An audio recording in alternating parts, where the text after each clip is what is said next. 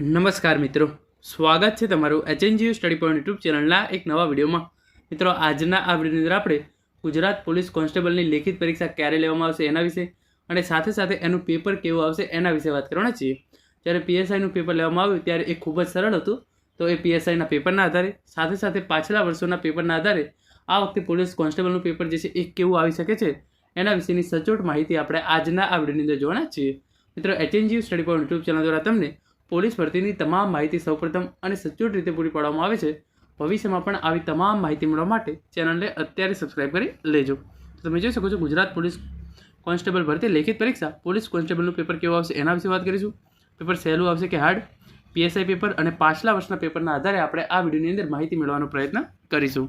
તમે જોઈ શકો છો, પહેલી જે આ ટ્વીટ છે તમે એ જોઈ લો એકવાર. PSI પેપર જોતાં મને એક બાબત સમજાય છે કે સામાન્ય જ્ઞાનનું પેપર ફેક્ટ્સ આધારિત હતું અને ગણિત રીઝનિંગનું પેપર સમજણ આધારિત હતું. આના પરથી લાગે છે કે LRDનું પેપર એ મીડિયમ રેન્જનું હોઈ શકે, એટલે કે વિધાન આધારિત પ્રશ્નોની શક્યતા બહુ જ ઓછી રહેશે. તો પહેલી શક્યતા કઈ છે? તમે જોયું PSIનું પેપર આપણે જોઈશું તો તમને ખ્યાલ આવશે કે સામાન્ય જ્ઞાનનું પેપર જે ફેક્ટ્સ આધારિત પૂછવામાં આવ્યું હતું અને ગણિત અને રીઝનિંગનું પેપર જે છે એ સમજણ આધારિત હતું. તો આના પરથી આપણે નક્કી કરી શકીએ LRDનું પેપર જે છે એ પણ મીડિયમ રેન્જનું પૂછવામાં આવશે અને એની અંદર વિધાન આધારિત પ્રશ્નો પૂછવાની શક્યતા ખૂબ જ ઓછી છે. પછી જે બીજા નંબરનું આ ટ્વીટ છે તમે એ જોઈ લો. આવું એટલા માટે થઈ શકે છે કે LRDની અંદર 12 જેટલા ઉમેદવારોને લેવાના છે, એમાં પણ બંને પાર્ટની અંદર 40% મિનિમમ લાવવાના છે. એટલે કે વધારે અઘરું પેપર કાઢે તો ડોક્યુમેન્ટ વેરિફિકેશન માટે 24,000 જેટલા ઉમેદવારો પણ મળવા મુશ્કેલ છે. એટલે પેપર મીડિયમ લેવલનું કાઢશે, પણ આપણે તૈયારી તો જેટલી થાય એટલી સારી કરી લેવી. તો આ વખતે કેટલી જગ્યાઓ છે? 12,000 જેટલી પોલીસ કોન્સ્ટેબલની જેટલી જગ્યાઓ જે છે એ બહાર પાડવામાં આવેલી છે. એની અંદર પાર્ટ A અને પાર્ટ B બંનેની અંદર તમારે મિનિમમ 40% માર્ક્સ લાવવા જરૂરી છે. જો પેપર વધારે પડતું અઘરું કાઢે તો જે આ 24,000 ઉમેદવારો છે એમને બોલાવવા પણ જે છે એ મુશ્કેલ થઈ જાય. તો પેપર સરળથી મીડિયમ કક્ષાનું જે છે એ પોલીસ કોન્સ્ટેબલ માટે પૂછવામાં આવશે, પરંતુ આપણે સારી એવી તૈયારી જે છે એ કરતા રહેવું જોઈએ. હવે આગળ તમે છે અહીંયા એ જોઈ લો. મારી આ વાત સાથે કદાચ ઘણા મિત્રો સહમત ના હોય, પરંતુ એટલું જરૂર કહીશ કે LRDનું 2021-22માં વિધાનવાળું પેપર હતું, એના કરતાં આ વખતે LRDનું પેપર સરળ હશે એ 100%ની વાત છે. એટલે કે પેપર બાબતની વધારે કંઈ પણ ચિંતા કરવાની જરૂર નથી.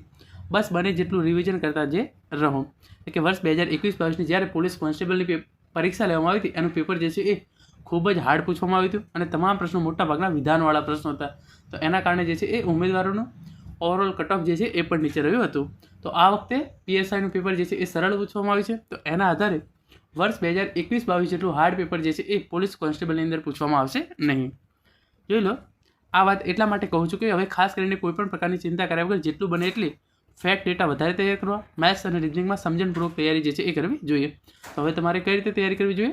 જે છે એ ફેક્ટ ડેટા, એટલે કે તમારે આમ પરફેક્ટ તારીખો છે, કોઈ નામ છે, કોઈ શહેરનું નામ છે, એવા જે ફેક્ટિચ્યુઅલ ડેટા છે એની તૈયારી કરવી જોઈએ. અને મેથ્સ અને રીઝનિંગની અંદર એને ગોખવાને બદલે એને સમજી અને તમે એનો સમજણપૂર્વક જવાબ આપી શકો એ રીતની તમારે જે છે એ તૈયારી કરવી જોઈએ. તો આ વાત થઈ ગઈ કે જે છે એ એકદમ સરળ પેપર જે છે એ સરળ પૂછવામાં આવી શકે છે. સરળથી મીડિયમ જે છે એ મીડિયમ લેવલનું પેપર જે છે એ આ વખતે પોલીસ કોન્સ્ટેબલની અંદર પૂછવામાં આવશે. તમે જે પ્રમાણે તૈયારી કરતા હોય એ પ્રમાણે તમારે તૈયારી કરવાની છે.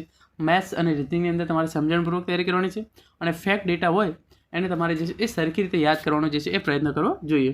તો ઇન શોર્ટ આપણે આ વખતે કહી શકીએ કે પેપર જે છે એ મીડિયમ રેન્જનું જે છે એ આવી શકે છે. તો મિત્રો, આ હતો આજનો વિડીયો જેની અંદર આપણે PSIનું પેપર જોયા પછી પોલીસ કોન્સ્ટેબલનું પેપર કેવું આવી શકે છે એના વિશે વાત કરી છે. Thank you so much for watching.